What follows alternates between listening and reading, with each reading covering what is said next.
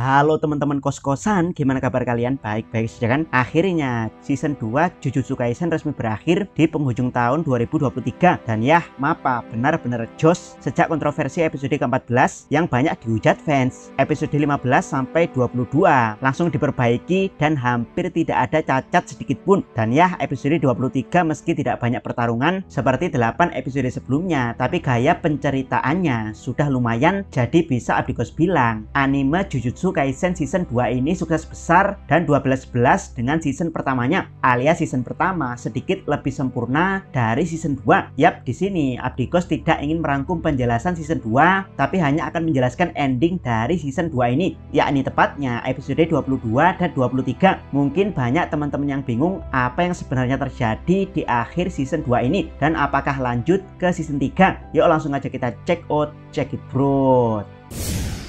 Penjelasan pertama, penyerapan evolusi Mahito. Yap, penyerapan Mahito sebenarnya adalah rencana awal Kenjaku karena dia butuh teknik Idle Transfiguration Mahito untuk memulai Cooling Game. Masalahnya adalah Mahito tidak mungkin dengan sukarela mengaktifkan Idle Transfiguration demi Kenjaku, mengingat dia adalah pure villain yang sulit sekali diajak bekerja sama dibandingkan kutukan bencana lainnya. Masalah lain adalah Idle Transfiguration yang dibutuhkan Kenjaku bukan Idle Transfiguration sembarangan karena jangkauannya harus mencakup seluruh Jepang. Jadi Mahito yang diserap harus Mahito yang telah berevolusi. Yap, dari sini Kenjaku butuh siasat licik, yaitu menuruti semua keinginan Mahito untuk bersenang-senang dengan para penyihir jutsu, termasuk memberinya pengetahuan tentang jiwa dan tubuh. Dan ya, di tangan Yuji, Mahito yang dalam mode Black Flash akhirnya bisa menemukan inti dari jiwanya sendiri dan berevolusi. Namun ya, Yuji sudah terlanjur menjadi Demon Beast yang akhirnya berhasil mengalahkan Mahito dan menghancurkan armor evolusinya. Yap, meski armor evolusi Mahito hancur, bukan berarti dia kembali ke wujud semula. Dia tetap di wujud evolusinya,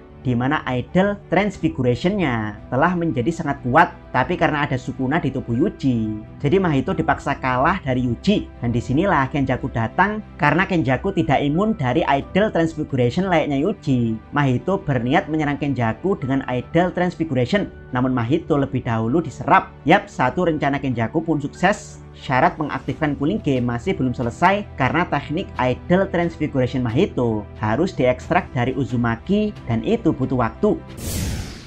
Penjelasan kedua, ikan lele dan gempa bumi di zaman Edo. Kenjaku diserang Yuji, namun dengan mudah Yuji di overpower Kenjaku. Bahkan Kenjaku bertarung sambil bercerita tentang ikan lele dan gempa bumi di zaman Edo. Sebenarnya ini sudah Abdikos jelaskan di video teori tentang Dewa Petir Kashimo, tapi tidak apa-apa, akan Abdikos ulangi penjelasannya di sini. Jadi di zaman Edo ada mitologi terkenal bernama Onamazu. Dia adalah sosok ikan lele raksasa yang ditangkap Dewa Petir Takemikazuchi alias Kashima no Kami dan ditindih batu, di mana masyarakat Jepang di zaman Edo percaya saat terjadi gempa bumi, ikan lele tersebut sedang menggeliat mencoba untuk kabur dari tindihan batu Dewa Takemikazuchi. Dan ya, yang sedang dibicarakan Kenjaku di sini sebenarnya bukan pembicaraan ngelantur, melainkan ada hubungannya dengan Dewa Petir Kashimo Hajime dan juga roh kutukan ikan lele yang dia keluarkan, di mana roh kutukan ikan lele tersebut kemungkinan adalah imaginary curse spirit dari Onamazu, yaitu dia tercipta dari kepercayaan masyarakat Jepang di zaman Edo. Lalu roh kutukan lele tersebut ditangkap Kenjaku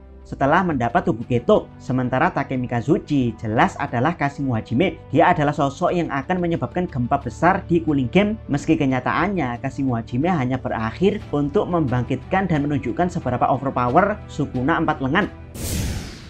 Penjelasan ketiga, Kenjaku dan Uraume versus penyihir Jujutsu. Yap, setelah Yuji dikalahkan dengan mudah oleh Kenjaku, berikutnya penyihir lain datang untuk membantu Yuji, termasuk Uraume juga datang untuk membantu Kenjaku. Dari sini pertarungan akhir pun terjadi. Abdikos tidak ingin menjelaskan alur pertarungannya, tapi hanya akan mengomentari bagian menarik di pertarungan tersebut. Di pertarungan Kenjaku versus Choso, menurut Abdikos luar biasa bagus, dimana di sini kita melihat level tertinggi dari teknik darah Choso yang bahkan mampu mengangkat tanah dan merepotkan Kenjaku. laser darah dia juga luar biasa cepat sampai Uraume kesulitan bereaksi. Yap, meski Uraume berhasil menyembuhkan dengan teknik kutukan pembalik, pada akhirnya dia tetap down karena racun darah Choso sulit disembuhkan dengan kutukan pembalik. Berikutnya Kusakabe, dia dengan luar biasa menahan maksimum Uzumaki Kenjaku yang akan membunuh Miwa hanya dengan simple domain. Uraume meskipun kalah dengan racun darah, tapi perlawanan dia juga terasa sekali overpowernya. Bahkan Kusakabe tahu kalau teknik Jujutsu Uraume ada di level yang sangat tinggi. Di luar itu, hampir semua serangan adalah Kurocho, mulai serangan pedang Miwa yang dilengkapi sumpah pengikat, teknik panah Kamunoritoshi, teknik angin sapu Momonishimiya, dan teknik drum panda. Pertarungan berakhir dengan kedatangan penyihir kelas spesial Yuki Tsukumo.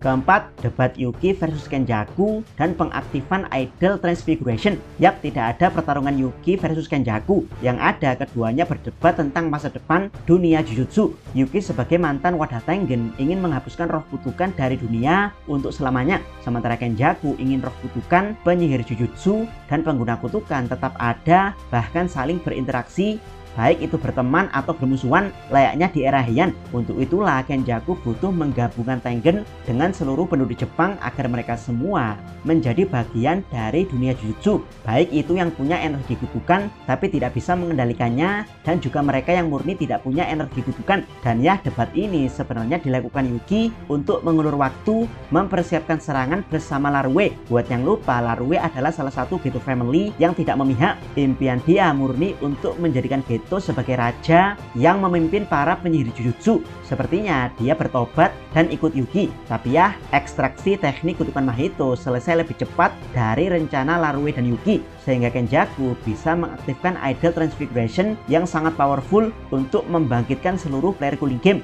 Mereka adalah dua tipe player, yaitu yang pertama, mereka yang memakan objek kutukan penyihir yang telah dikontrak Kenjaku seperti Yuji, dan yang kedua, penyihir yang punya ini teknik tapi tidak punya struktur otak penyihir, sehingga Kenjaku butuh meng-idol transfiguration otak mereka agar sesuai untuk menjadi penyihir. Bagaimana dengan Sumiki? Kenjaku sepertinya mengutuk Sumiki 2 kali, yaitu dengan Curse Mark untuk merubah otak serta objek kutukan Yorozu. Jadi dia bangun karena 2 kutukan dalam dirinya telah bangkit. Sayangnya Yorozu lebih dominan sehingga kita tidak pernah melihat kemampuan sebenarnya dari Sumiki Fushiguro sebagai penyihir. Kenjaku pada akhirnya melepaskan ribuan roh kutukan untuk mengacau di Tokyo setelah cooling game diaktifkan. Penjelasan kelima, kapan season 3?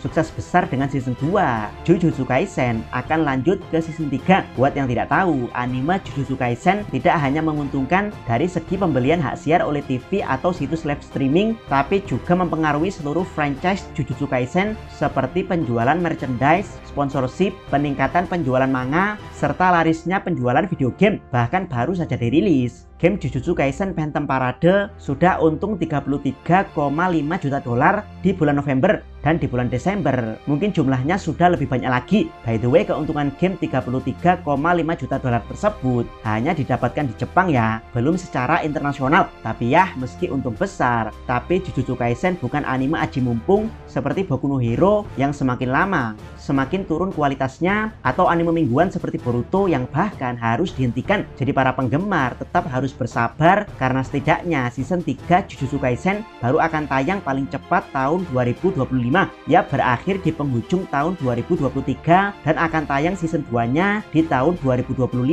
Termasuk sesuatu yang luar biasa cepat mengingat kualitas animasi dan pertarungan di Jujutsu Kaisen itu ada di atas rata-rata. Masih ingat episode 17 saat Mahuraga melawan Sukuna? Yap, meski pertarungan tersebut sangat epik dan mendapat rating sangat tinggi di IMDb, tapi rumor mengatakan episode tersebut baru selesai 30%. Yap, kalau 30%-nya saja seberkualitas ini, apa kabar kalau MAPPA punya karyawan sebanyak Toei Animation? Pasti kualitasnya akan jauh lebih bagus lagi. Jadi untuk fans Jujutsu Kaisen mohon bersabar karena semakin matang season 3-nya, maka semakin bagus kualitasnya nanti. Atau kalau boleh berharap, jika season 1 senilai 12, season 2 senilai 11, season 3 semoga senilai 13, sehingga Jujutsu Kaisen bisa menjadi Attack on Titan kedua yang selalu masterpiece di setiap seasonnya. Jangan lupa subscribe channel Takos dan jangan lupa share video ini sampai ke salam. Mi.